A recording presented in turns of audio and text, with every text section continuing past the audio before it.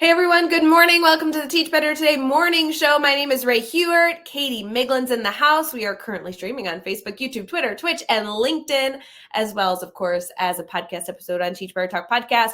Friends, if you have not subscribed to YouTube or if you have not subscribed to wherever you listen to podcasts, please help a girl out. Like, this is how we reach educators. So please, please, please, please, please, takes 2 seconds. Go follow us on whatever platform you like seeing the Teach Better team pop up on. We really appreciate you. We'll be right back.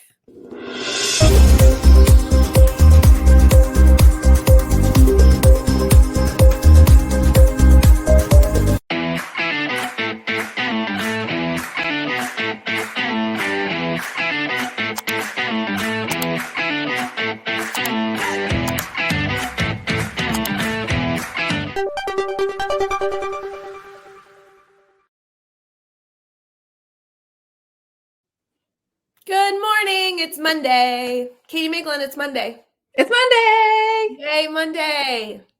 Yeah. Happy Monday. Good morning, friends. Super excited for Mondays. Did you do anything cool over the weekend? No. I'm trying to even think. We had like softball season starting soon, so we had some stuff for that. Are you still on the board of your softball? Right.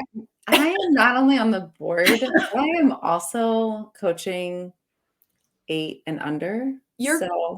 Wait, have you coached previously? I've been an assistant, but Stella is playing this year, and she's a little young for the league, but I think she's going to be fine because she is early. I think we've talked about this before, but she's in kindergarten this year, which she's early for kindergarten. So that means all the people that are she will perpetually always be the youngest on life because we started kindergarten early. So I wanted to coach because I knew that I could do it, but also that way I could not let her get away with shenanigans. So I'm sorry, your middle child getting away with shenanigans doesn't sound like her at all. Yeah. So Harper, the oldest, will play. I will not be coaching her this year, and she's very happy about that. And then I'm coaching the middle one. So yeah, so we had softball stuff this weekend, getting stuff ready. There you go. Yeah. What about you? I'm trying to, now that the weather's nice and now that I'm more alive and awake, I'm trying to figure out, I'm following sports. Okay. Tell me more about that, Ray Hewart. I'm getting into following sports, not just being knowledgeable of a sport existing, but following. I'm watching the things. Mm-hmm. Did you just turn on ESPN and let it roll, or Oh, no. I've committed. So I'm going to be good at golf this year. So I went to the driving range. Okay. Which I have a lot of issues with. So I'll get to that later. I'm watching F1 again because that's the zoom, zoom, Yep. Yep. Because I watched the whole Netflix series Drive to Survive. It's amazing. Now I'm watching F1. So there was a Grand Prix and I watched that. And then I'm also following and watching English Premier League because I always say I'm a Tottenham fan, but I haven't necessarily committed to watching all the games. Okay. Now I'm committed. And I am such a fan, Katie Miglin, that I can watch other teams play soccer and be interested because of how it affects my team. Look at you. Yes, I know. Are you going to be a announcer, a spokesperson for sports? Yeah, I think I could be. Give me a microphone with it. Don't they always have the big one square things, or they're really big and they're I don't know what they say though. I'm just gonna do it. So that's phase 2. Phase 2 is now you have to watch the announcers so that you can that could be your backup life. Here's my issue. Soccer goes really, the announcers say a lot of things really fast. I think that's too high a standard. Okay.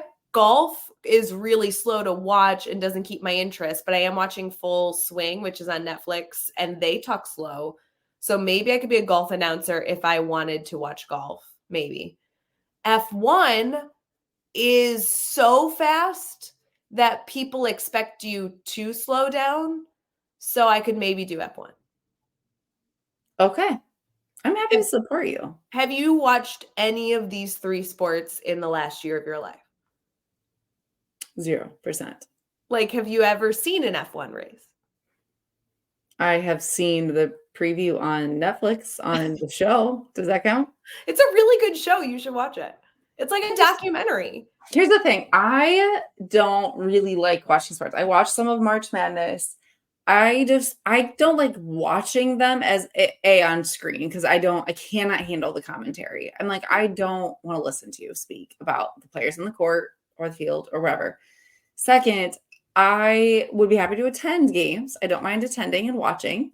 Yeah. But I also I like to play them. Like I like to be in them.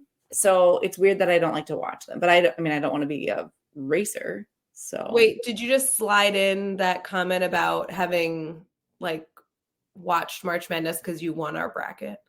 It's weird, right? It's weird that you bring that up. I did indeed win. Thank you. Yeah, so you won the thing you don't watch? No, I did watch March Madness because I knew it mattered because I won. I got first place. Teach Better Community.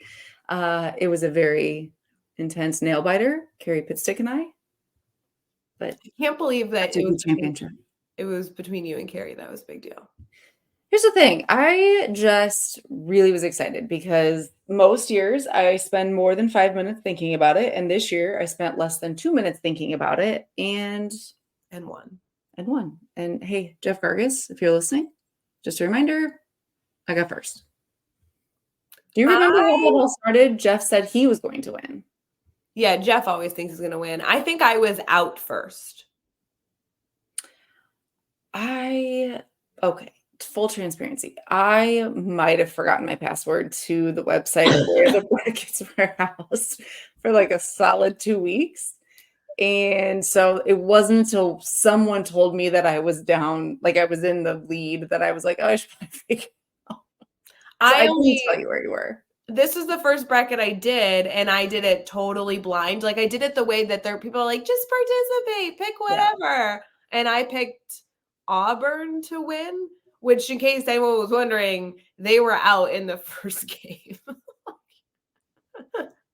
I don't know that I would have said this out loud to people, but there you are. I mean, I'm apparently an Auburn fan. I think it was because they were orange and blue. I'm pretty sure they're like navy blue. At least they're orange, I think. And I like. You're not even confident on that. I'm not. Well, like they felt prestigious, even though I couldn't tell you where on the map they are. Someone in the comments tell me where Auburn is. They didn't win March Madness. Spoiler. Thank you for that, Ray. I'm glad we went over that. But I know F1 and I know the racers' names. Like I could probably name, like there's 20 total. I could probably get 50%. Okay. I could get 0. You could say whatever name you wanted right now, and I'd be like, that sounds like a cool person. Also, here's my issue. My favorite 2 racers are not my favorite team.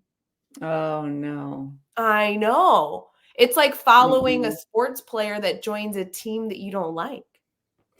How are you going to survive this season? I don't know. I'm going to have to drive to survive. This is a big deal. I have no idea.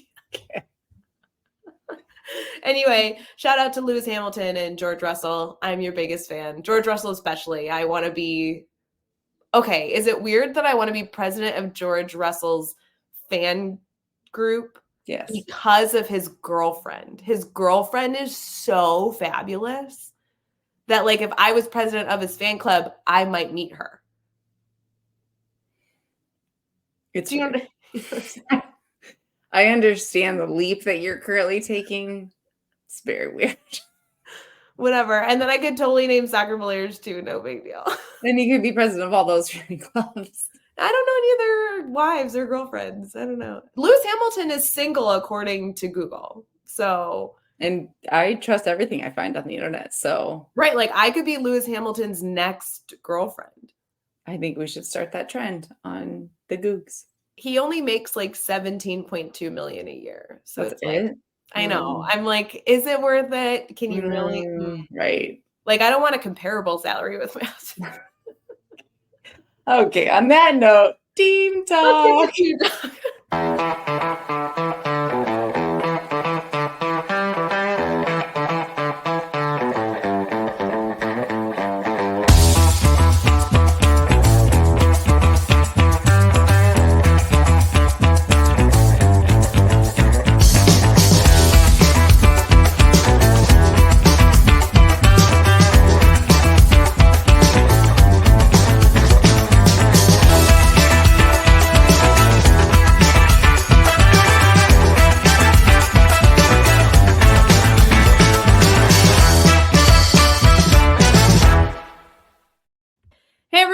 for sticking with us. We actually have a team talk segment that we've planned and prepared, and we have a listener question, which might be my favorite vibe on a listener question of all time. So if any of you are submitting listener questions, could you do them like this? Because I really like this. Okay. This one, it gives us like a little bit of context and then the story. So rather than just grabbing, or then the question. So just rather than just grabbing the question, I'm going to read the whole message. You ready? Yeah, do it. You might blush a little bit. Just it says here, listener question. I'm a huge fan of your podcast and find it incredibly valuable as a high school English teacher. You had a recent episode where you discussed student-led discussions, and it really struck a chord with me. I'm struggling to balance guiding the discussion without dominating them. Any tips for keeping a conversation focused while empowering students to use their voice and not interrupting them? Boom. Okay. It's a good listener question. We love those little like paragraphs. Send them in. That's so much more fun for us. Well, and I like that they noted that we have discussed this in some capacity, but then they are wanting a little bit more direction. Yes. Okay, I think anytime we're looking at facilitating discussions with students, we need to be really specific with our goals of the discussion.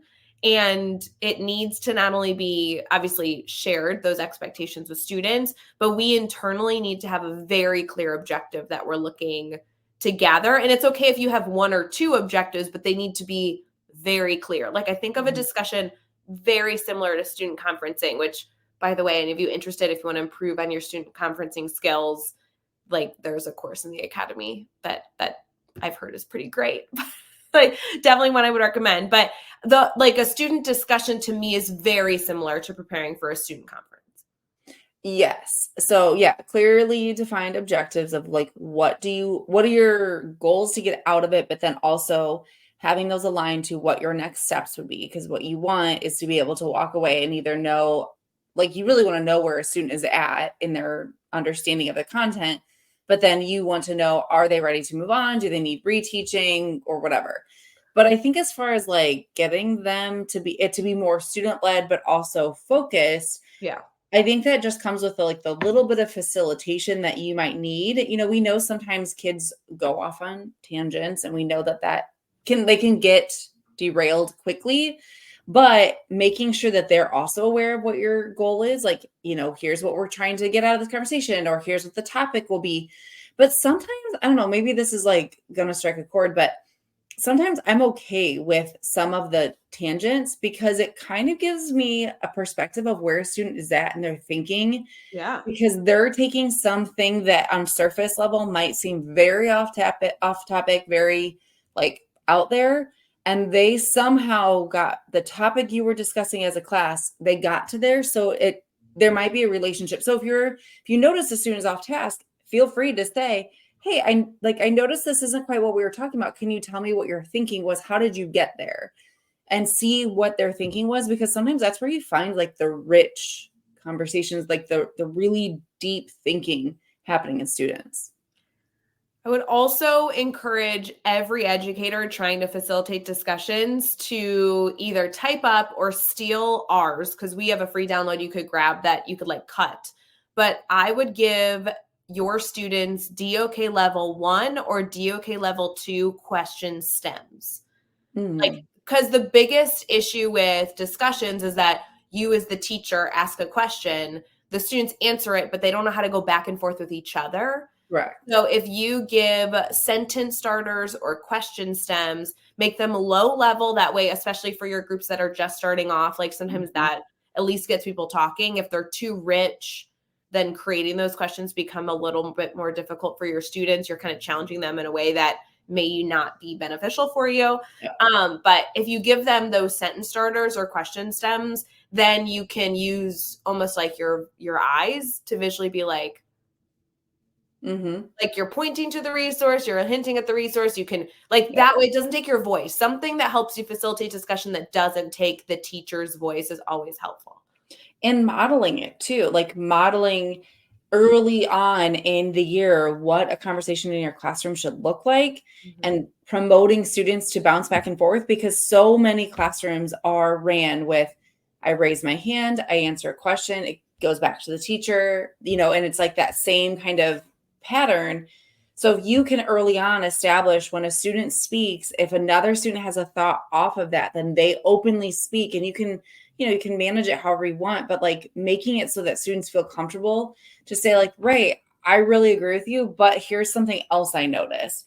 And having that rich dialogue is so much more beneficial than the like, I have a thought. And then, it's very rigid.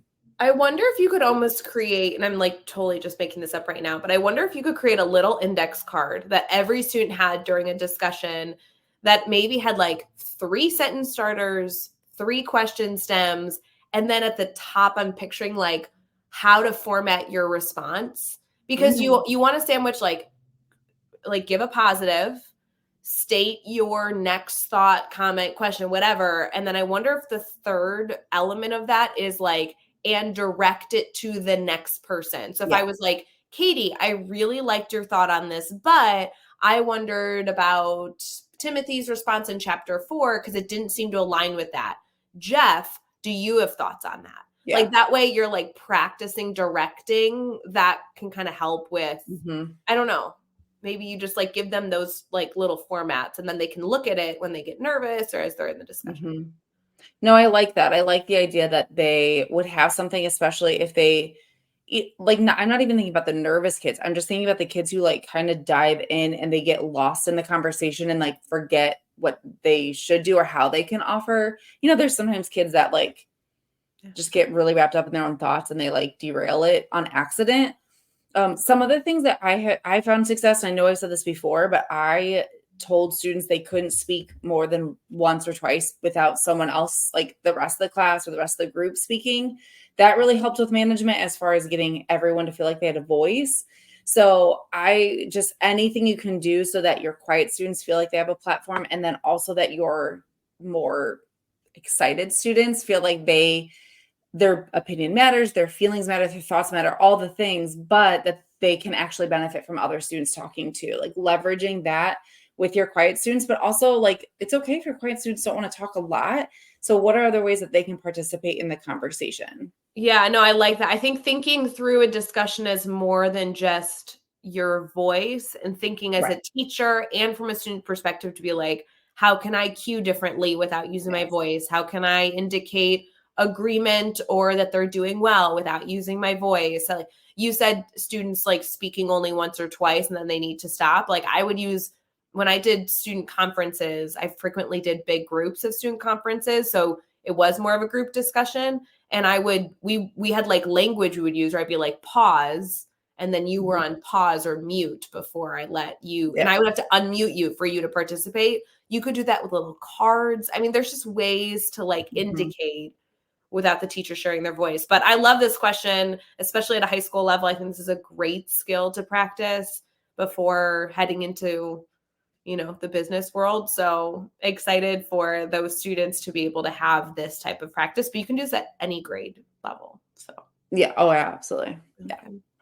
Well, we hope you guys have a wonderful rest of your Monday. Thanks for tuning in to Teach Better Today morning show, where the Teach Better team gets to join you live every single morning, Monday through Friday at 7 a.m. Eastern. We will see you tomorrow, friends. Talk soon. Hey, Teach Better community. Thank you so much for joining the Teach Better Today morning show every single weekday at 7 a.m. Eastern. We have so many resources for you outside of this live stream at teachbetter.com, including blogs, podcasts, and professional development that will bring our team to your school. Wherever you are listening from this morning, please make sure you are sharing and celebrating the incredible educators in this world. And hey, if you are listening over on a podcast to Teach Better Talk, we would love a 5-star review. The comments are always so entertaining. We'll see you tomorrow.